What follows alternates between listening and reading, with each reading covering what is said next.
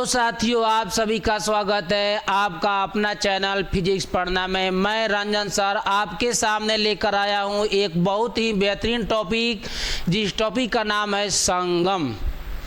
यानी संगम क्या है, संगम से क्या समझते हैं और संगम किसे कहते हैं, संगम हिंदी भाषा में क्यों लाया गया, इसका मतलब क्या होता है। तो आइए, इस बोर्ड पर लिखा हुआ है कुछ बातें जिससे हम समझते हैं कि संगम क्या है।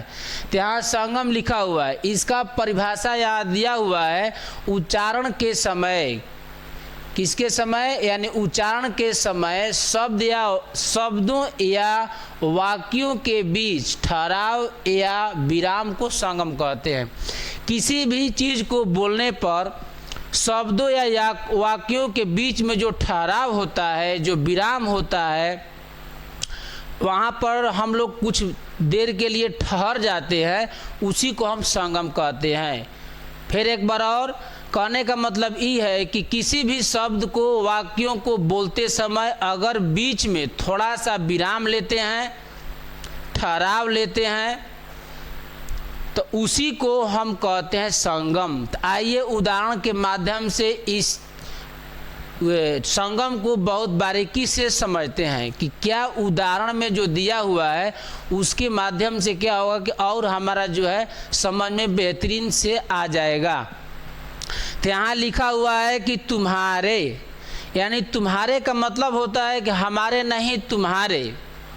और इसका भी जो शब्द है, इसको थोड़ा सा ठहर अगर इसमें जाए, विराम लगा दिया जाए, थोड़ा सा रुकावट आ जाए, थोड़ा सा बहुत अल्प मात्रा के लिए, तो यहाँ पर तुम हारे, यानी तुम हार गए। और दूसरा उदाहरण में दिया हुआ है कि मन का, यानी मन का मिस होता है मिटका, मटका, जिसको मिट्टी का बर्तन को कहते हैं।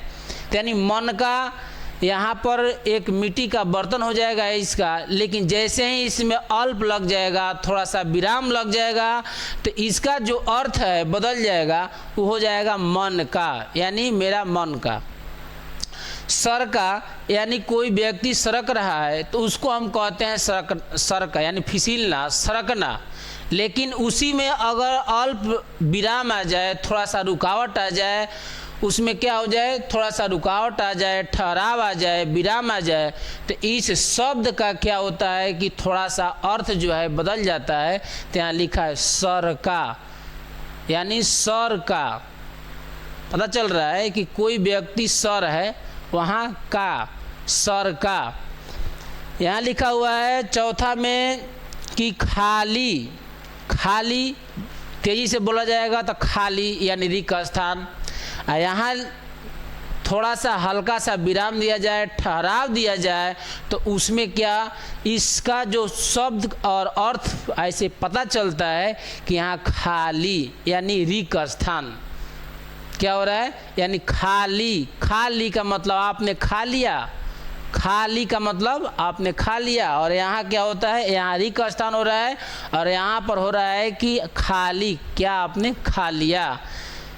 तो इस तरह से हिंदी भाषा का जो खूबसूरती है, यही हमारी हिंदी भाषा का बहुत ज़्यादा सबसे खूबसूरती है। इसीलिए हिंदी भाषा को समझने के लिए थोड़ा सा हम लोगों को क्रमबद्ध तरीके से स्टडी करना पड़ेगा। और जैसे ही हम इस भाषा को बारीकी से टॉपिक बाय टॉपिक को समझते हैं, तो हम संगम, यानी बहुत सारे हिंदी के जो भाषाएं हैं उस चीज़ को हम समझ पाएंगे। आज के वीडियो लेक्चर में इतना ही। तब तक के लिए आपको धन्यवाद, थैंक यू।